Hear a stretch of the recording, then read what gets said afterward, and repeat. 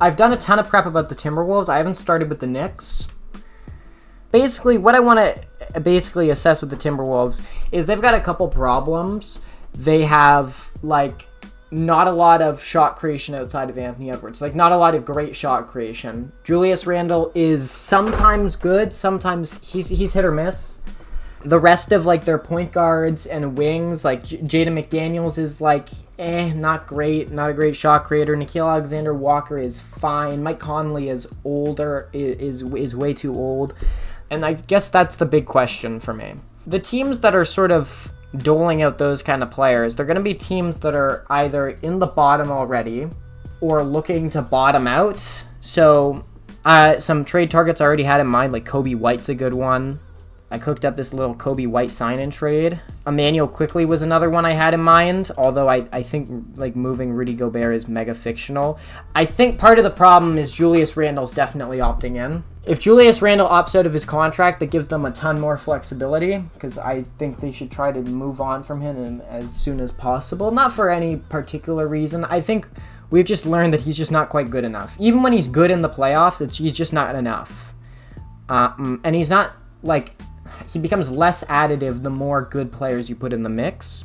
Fortunately, something Minnesota has going for them in trade. Basically, Minnesota already is top... They finished this season top 8 in defense and offense. They're a good defense and a good offense. They're a really good defense. Worse offense, so I would say if they're going to make a big swing in either direction, they already made their big defensive swing. If they want to make a big offensive swing, they can. Because it's evident that A, Chris Finch can get good defense out of these guys, and B, their core is already really good defensively. And, you know, the bigger the swing they go, the less likely that player is just going to be a fucking cone, right? Let's do the Kevin Durant thing real quick. So the problem is that this team is in second apron hell. So they cannot aggregate contracts. $23 million. Where can I find $23 million on this roster? Okay. Sorry, Terrence Shannon, who I love so much. Trading with them is so fucking hard. So wait, this doesn't work. This doesn't work. Gobert. Rudy Gobert. I think the Kevin Durant thing is fucking stupid. I'm sorry. I think it's dumb. His salary is so big, it's so risky, and I think the one thing the Timberwolves have going for them in the era of OKC dominance, where even if they trade for Kevin Durant, I'm not picking them to beat Oklahoma City. They can outrun the Thunder, though. As long as they have Ant and McDaniels, they can outrun the Thunder. And they can keep building this thing up slowly. Ant's 23 years old. He's not 29. He's not 30. He's 23. Question is, what do the T-Wolves do to get over the hump? I don't think they can. I don't think any team... Okay, chat. Here's the overarching problem with all of this. I don't think there is any team in the only player that will change this is Giannis. But I don't think there is anything any team that in the West can do unless you trade for Giannis to beat OKC. Because here's the way you need to think about this.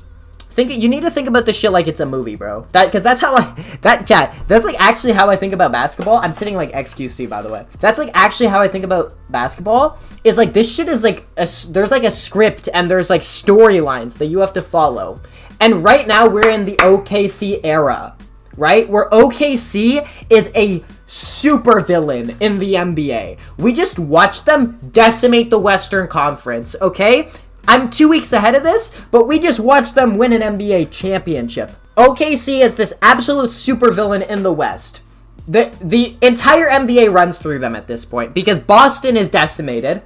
So the one team that I would say probably like hardcore NBA fans, probably about 85% of them were like, it's Boston and OKC in the finals. Before the playoffs, during the regular season, that was like the matchup that we were promised. And once Boston went away, like the rational thing to do was like, well, OKC is an overwhelming favorite now. They have now gotten over that hump, demolished Minnesota, who was arguably the second best team in the West. Now, I don't know if I would make that argument, but they were on the same tier at least as the Clippers, as the Nuggets. And the Nuggets miraculously took game one off the Thunder. The Thunder, remember, they're still young. So they had to fail in this postseason. They lost so many times. It wasn't perfect. They went down 30 to the Memphis Grizzlies in game 2. And time again, they either fought back or they redeemed themselves. They had the types of games that you need to solidify yourself as a contender. We talk about championship DNA. We talk about playoff experience. And the Oklahoma City Thunder got that this postseason, if nothing else. And while there isn't nothing else, there's also a championship at the end of it. Yes, in my video, I just see OKC winning the chip now. I not only see OKC winning the championship this season, I think it's like you guys have to think about the Oklahoma City Thunder as an Avengers-level threat. That's the problem. They're an Avengers-level threat at this point. And if you don't see it that way, then in my opinion, you're just incorrect. Because, sorry, I'm getting combative here. But, like, here's the way I see it. OKC, they were a 68-win team this year. They were not healthy, necessarily. iHeart missed half the year. They load managed Alex Caruso. Chet Holmgren was hurt for half the year. So that's significant injuries. Those are probably 3 of their 7 most important players in the playoffs. And they're not 5 through 7.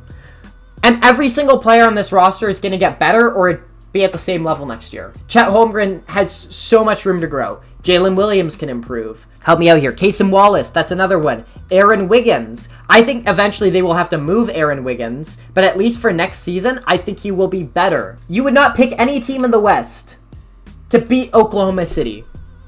And they're going to get better next year. How the fuck do you expect any of these teams to go all in next season? Unless it's for Giannis. That is the one exception you can make. Giannis is the most important player of all this. This is why this shit's a movie, bro. Because you have to look at, like, the Spurs. This young team that is risen from the ashes. And they have this main character who's, like... It's like, Jujutsu Kaisen, right? It's like Jujutsu Kaisen. And, Wemby's like Yuji.